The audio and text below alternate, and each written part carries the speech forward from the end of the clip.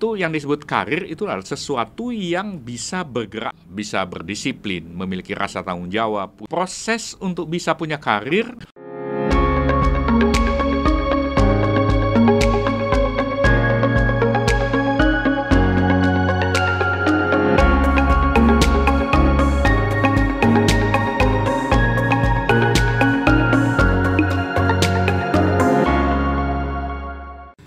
kali ini saya ingin sharing pada Anda tentang karir karyawan laundry. Apakah Anda sebagai pengusaha laundry memikirkan karir karyawan Anda? Atau ada nggak sih sebetulnya karir? Jarang sekali orang di dunia laundry itu bicara menggunakan kata ini ya, karir. Ya. Oke. Jadi faktanya apa? Faktanya tidak banyak karyawan laundry yang kemudian berhasil meningkatkan diri sampai kalau pakai posisi tingginya ya jadi pengusaha laundry juga kan, ya. Jadi tidak banyak, ini faktanya, tidak banyak.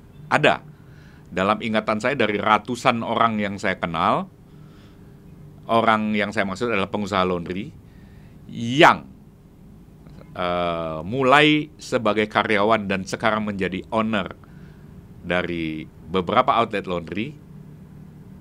Di pikiran saya saat ini mungkin 2 dan dua-duanya perempuan. Apakah ada hubungannya itu saya nggak tahu ya. Tapi maksud saya memang faktanya tidak banyak gitu. Kalau 2 katakanlah saya punya datanya dari katakan saja 500 pengusaha dan hanya 2, berarti kan memang kecil sekali ya jumlahnya. Itu faktanya. Karena itu mari kita bicarakan. Yang pertama kita bicarakannya adalah apa memang ada karir di bisnis laundry ini. Nah itu tentu kalau kita setia pada kata, maka kita harus belajar mengenali, membedakan antara apa yang kalau dalam bahasa Inggris itu occupation dan career ya. Jadi antara pekerjaan dan karir ya. Nah, sederhananya begini saja untuk bisa memahaminya. Yang pertama itu adalah yang disebut pekerjaan itu adalah kegiatan-kegiatan bernuansa ekonomi untuk mendapatkan nafkah hidup. Oke ya, sederhananya gitu ya. Pekerjaan itu apa yang Anda lakukan, kegiatan yang memiliki nilai ekonomi untuk mendapatkan nafkah hidup. Tetapi karir bukan itu. Karir itu kata dasarnya karus, karir ya. Nah jadi Anda tahu car kan? Car itu mobil kan. Jadi itu yang disebut karir itu adalah sesuatu yang bisa bergerak maju gitu. Nah kalau sesuatu bisa bergerak maju itu namanya karir. Jadi kita anggap saja untuk sederhananya bergerak maju untuk hidup makin baik, makin sejahtera. Nah itu karir ya. Kalau sekedar mendapatkan nafkah untuk hidup saja itu pekerjaan.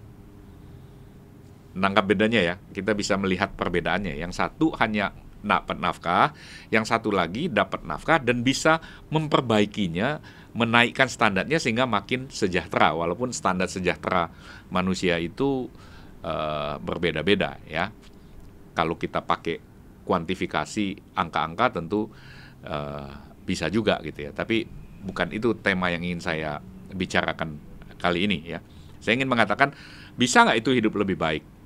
Maka, untuk punya karir, orang harus belajar mengembangkan kecakapan dan karakternya. 2 hal itu ya, kecakapannya dan karakternya. Atau kalau mau diurut, sebetulnya yang benar adalah urutannya karakternya dan kecakapannya. Jangan dibalik gitu ya. Sebaiknya karakter dulu, baru kecakapannya. Sama seperti pesan lagu Indonesia Raya, bangun jiwa dulu baru badannya gitu ya. Itu sama-sama penting, bukan satu lebih penting dari yang lain, tetapi urutan itu menentukan gitu. Kalau bangunan itu bangun fondasi dulu baru bangunan di atasnya. Ini kan nggak bisa dibalik, bangunan dulu terus fondasinya baru dibikin, kan nggak bisa ya. Jadi untuk punya karir, orang harus belajar mengembangkan karakter dan kecakapannya. Nah, karakter dan kecakapan itu berputarnya seperti apa dalam diri seseorang untuk jadi tumbuh, itu kita tahu bahwa yang pertama wilayah pengembangan itu, bicara ini soal pengembangan people development ya, self development. Berarti kita harus mulai dulu dengan menata, membangun suatu sikap-sikap positif, sikap-sikap yang yang mengkondisikan kita untuk bisa maju. Kemudian elemen yang kedua adalah pengetahuan-pengetahuan yang relevan untuk mendukung kalau kita mau punya karir di bidang laundry misalnya, itu pengetahuannya apa saja. Kemudian yang ketiga itu adalah keterampilan-keterampilan yang harus kita kuasai. Dan yang keempat sebagai ujungnya, sebagai suatu proses pengembangan, maka ujungnya itu adalah kebiasaan-kebiasaan apa yang kita internalisasi sehingga kita tumbuh dan berkembang sebagai laundryman atau laundrypreneur atau apapun lah istilahnya, sebagai pengusaha laundry atau praktisi laundry level tertentu, gitu ya. Jadi 4 hal itu, tentu itu ditambah dengan sikap-sikap itu tadi, diperkaya dengan aspek yang berkaitan dengan watak karakter kita, keberanian, kejujuran, berpikiran terbuka, kemudian bisa berdisiplin, memiliki rasa tanggung jawab, punya ide, inisiatif, usul-usulan untuk maju dan sebagainya. Nah, proses untuk bisa punya karir itu tadi proses pengembangannya ya. Jadi aspeknya 4, mulai dari sikap, pengetahuan, keterampilan menjadi sebuah kebiasaan. Itu harus dibangun terus-menerus sampai Anda itu kinclong, bersinar, bercahaya begitu rupa sehingga langsung orang bilang, wah ini karyawan satu ini beda gitu. Ya. Nah, proses itu kemudian kalau disusun di dunia laundry seperti apa? Nah, menarik. Saya memperhatikan ada kelompok-kelompok yang mulai membuat karir itu dan mengkomunikasikannya dalam forum-forum pelatihan, bahwa kita mulai dengan misalnya penguasaannya itu level 1 anggap saja ya. Itu adalah menguasai kecakapan-kecakapan, kemampuan untuk bisa mengerjakan seluruh proses, paham seluruh proses yang berkaitan dengan laundry kiloan. Karena laundry kiloan itu umumnya sangat mengandalkan mesin, paling tidak di sepertiga sampai setengah bagian proses ya. Nah, jadi itu dikuasai. Nah, itu anggaplah itu tadi ya untuk bisa mendapatkan nafkah. Itulah pekerjaan. Tapi kalau Anda bagus di situ, maka Anda tumbuh. Nah, ini kan tadi ya, karir. Jadi Anda tumbuh, Anda bisa melakukan apa? Belajar menangani bagaimana mengerjakan laundry satuan. Ya, itu yang lebih rumit, membaca label, mengenal bahan atau apa, itu harus ada pengalamannya karena harus bisa dipegang, diketahui, itu perlu waktu dan perlu jam terbang gitu ya. Jadi laundry satuan. Nah, sehingga kemudian dianggap ini menjadi satu spesialisasi. Jadi kalau laundry spesialis, penguasaan spesialis itu ada yang laundry satuan yang berkaitan dengan pakaian, ada laundry satuan yang kemudian berkaitan dengan sepatu, tas, ada laundry spesialis yang berkaitan dengan karpet dan seterusnya, gitu ya, baby gears, alat perlengkapan bayi atau apa. Jadi Anda bisa menguasai yang model-model itu. Nah, itu kan proses belajarnya juga nggak sebentar gitu ya. Hitungan, kalau saya bilang itu hitungan bukan hitungan hari atau hitungan minggu atau bahkan mungkin bukan hitungan bulan tapi hitungan tahun gitu untuk menguasai itu. Tapi toh Anda kemudian karir kan. Jadi kalau Anda menguasai 2 elemen ini, kiloan dan satuan, paling tidak satuan sederhana yang biasanya ditawarkan juga dalam bisnis laundry kiloan, maka Anda bisa maju lagi, itu berkembang lagi kan. Dari mengerjakan sekarang melatih orang, memimpin orang, mengatur orang mengerjakannya. Nah, itu yang diberi label supervisor laundry. Supervisor laundry itu istilah yang nggak banyak juga digunakan karena jumlahnya juga nggak banyak yang punya laundry sehingga memerlukan level supervisor gitu ya.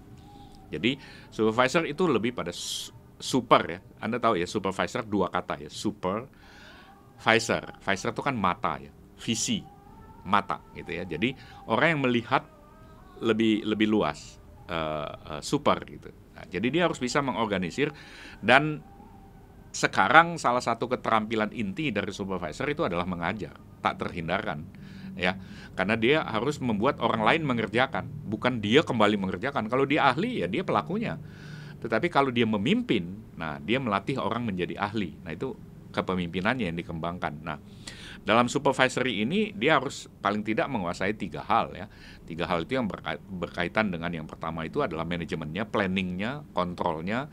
Kemudian yang kedua berkaitan dengan kepemimpinannya, mengatur, mengajar, menunjuk, memberitahu dan sebagainya. Dan yang ketiga adalah menjadi contoh gitu ya, dirinya sendiri gitu ya. Jadi itu yang disebut orang sebagai task, people, self ya. Managing task, managing people, managing self, gampangannya gitu. Nah, kemudian pada era ini semua itu bagaimana juga dikaitkan dengan proses-proses digital untuk kontrol macam-macam itu kalau sudah bisa menggunakan perangkat-perangkat gitu ya, termasuk CCTV, aplikasi, POS dan sebagainya. Jadi dari keterampilan itu, kalau seandainya bisnis ini berkembang, ownernya sendiri berkembang, ownernya sendiri maju, maka dia sendiri bisa maju lagi satu level menjadi katakanlah sebagai business manager. Nah, kalau dia sudah menjadi business manager, manager bisnis di outlet laundry, maka dia harus sudah bisa lebih tinggi lagi tanggung jawabnya, bebannya, karena itu sudah harus langsung terkait dengan bisnis. Artinya performance-nya harus dilihat sampai kepada indikasi-indikator, indikator-indikator yang bersifat bisnis. Misalnya labanya naik berapa banyak misalnya, pertumbuhannya seperti apa, kemudian neracanya nanti seperti apa, kemudian pertumbuhan ini dan itu dan sebagainya. Jadi manajer itu pastilah namanya business manager, indikasinya ukurannya pada output bisnis gitu ya. Nah itu kan kalau seandainya Anda membangun sebuah organisasi laundry, Anda bisa membuat seperti itu ya. Nah ini kan cara berpikirnya masih kolonial nih, masih hierarki. Mulai dari kiloan, naik ke satuan, kemudian supervisor, kemudian manajer. Sebenarnya dalam abad 21 umumnya tidak begitu sih. Organisasi itu tidak bersifat hierarkis, tapi bersifat lebih kolaboratif. Jadi gambarnya pun tidak berjenjang begitu, tapi lingkaran dan sebagainya. Tapi itu bukan menjadi tema yang ingin saya bicarakan kali ini ya.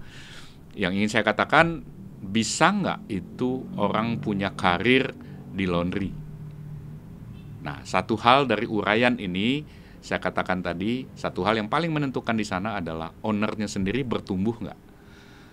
Bisnis ownernya sendiri bertumbuh atau tidak? Kalau bisnis ownernya tidak bertumbuh, outlet tidak bertumbuh, bisnisnya tidak bertumbuh, maka tidak ada karir di situ. Yang ada hanya pekerjaan. Tapi kalau ownernya sendiri terus belajar, berkembang, melakukan hal-hal tertentu, maka orang-orang yang dia bawa di dalam bisnisnya bisa diharapkan punya karir. Apa itu karir? Dia punya kesempatan untuk mendapat nafkah yang semakin baik sehingga hidupnya semakin sejahtera.